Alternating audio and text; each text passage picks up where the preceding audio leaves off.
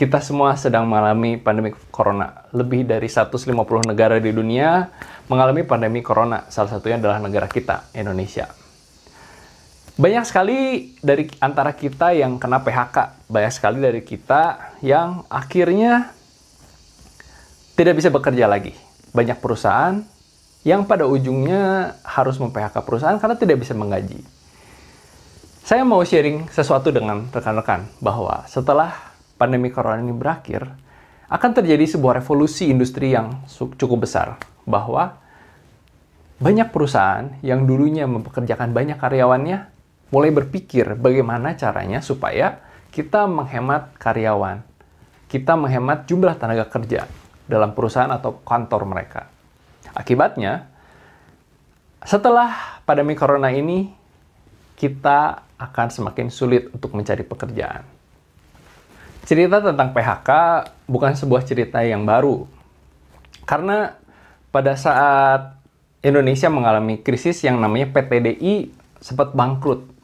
Atau IPTN itu sempat bangkrut. Dan saya memiliki rekan yang sekarang sudah sukses. Ternyata dia dulu sukses setelah dia dipecat dari PTDI. Setelah dia dipecat dari PTDI, dia bingung, stres. Dan dia mencoba untuk membuat usaha. Membuat usaha apa? Dia membuat usaha pisang. Usaha kuliner. Dan akhirnya dia sekarang sukses.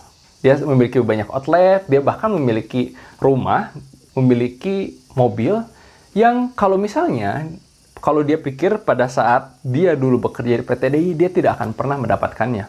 Kalau dia terus bekerja sebagai karyawan PTDI. Tetapi bisa dikatakan kondisi memaksa dia untuk bisa berjalan sendiri, bangun usaha sendiri, dan akhirnya dia sukses. Rekan-rekan juga akan sangat banyak, kalau rekan-rekan cari di internet, banyak sekali cerita. Ada yang namanya Pak Anang, dia hasil dari pecatan sebuah perusahaan, dia bingung, dia merasa sudah tua dan bingung mau bekerja apa lagi. Akhirnya ngapain?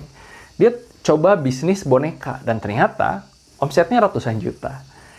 Lalu ada sosok pengusaha muda namanya Rangga Umara. Dia juga hasil PHK. Hasil PHK, tapi ternyata dia menyukai bisnis pecel lele. Akhirnya, karena inovasi dan dipaksa, dia menjadi pengusaha pecel lele lela. Rekan-rekan pasti pernah mendengar cerita sukses seperti itu. Jadi, PHK itu bukan akhir dari sebuah perjalanan rekan-rekan. Apakah rekan-rekan harus menunggu di PHK untuk rekan-rekan memulai usaha? Tentu tidak. Karena rekan-rekan yang menentukan nasibnya rekan-rekan ingin menjadi apa, harus seperti apa. Rekan-rekan bisa sambil bekerja juga membuat usaha. Rekan-rekan juga bisa bekerja sama dengan pasangan. Rekan-rekan bekerja, pasangan Anda memiliki usaha sampingan. Atau rekan-rekan memiliki usaha sampingan dan pasangan Anda yang menjadi karyawan. Bisa juga. Karena tidak perlu nunggu di PHK, bukan? Untuk bisa memulai sebuah usaha. Tetapi memang, apabila rekan-rekan sudah bingung harus ngapa-ngapain, ujung-ujungnya akan nekat menjadi pengusaha. Tapi lebih baik, apabila rekan-rekan masih memiliki penghasilan dan tabungan, rekan-rekan memiliki usaha sampingan. Sebagai informasi, kenapa sih Indonesia nggak maju sampai detik ini? Salah satu alasannya adalah Indonesia kekurangan pengusaha. Dari minimal jumlah pengusaha yang ada di sebuah populasi negara, Indonesia itu baru 3%.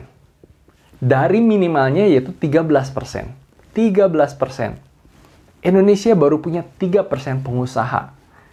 Jadi masih ada 10% kebutuhan pengusaha untuk kita bisa maju bersama.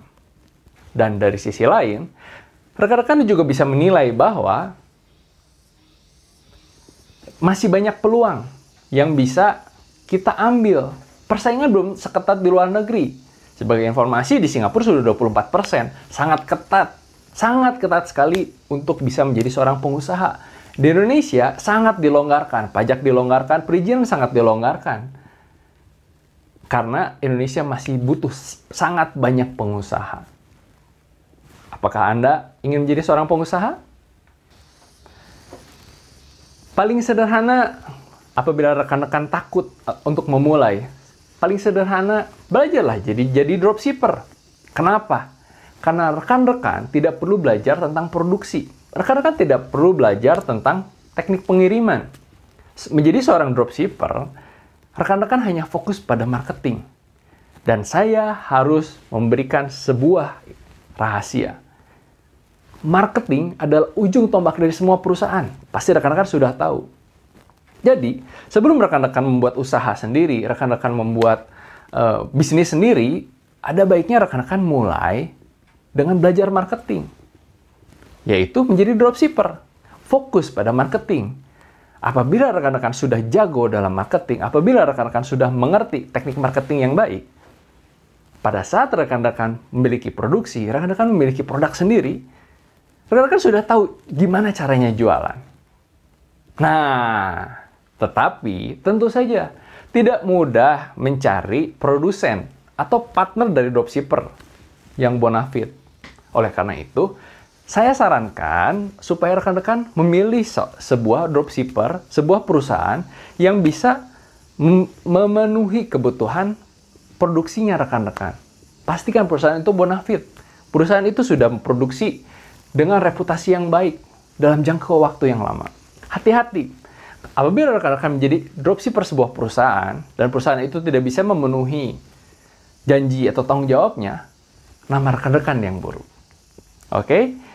Jadi, kondisi corona ini akan membuat revolusi bagi industri.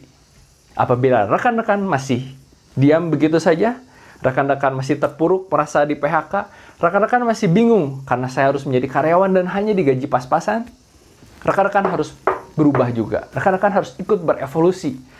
Ikut berevolusi bersama industri yang sedang berevolusi seperti ini. Apabila rekan-rekan tidak bisa berevolusi, rekan-rekan akan ketinggalan, bahkan rekan-rekan akan hancur. Setelah pandemi corona ini berakhir, saya harap rekan-rekan sudah berubah menjadi orang yang lebih baik. Rekan-rekan memiliki bisnis sampingan, rekan-rekan bisa menjadi lebih maju.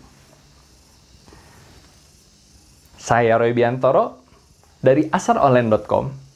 Apabila rekan-rekan suka dengan video seperti ini, rekan-rekan bisa memberikan klik pada tombol subscribe, bisa memberikan like, dan juga nyalakan tombol lonceng untuk melihat video-video motivasi dan informasi mengenai tas dan dropshipper lainnya.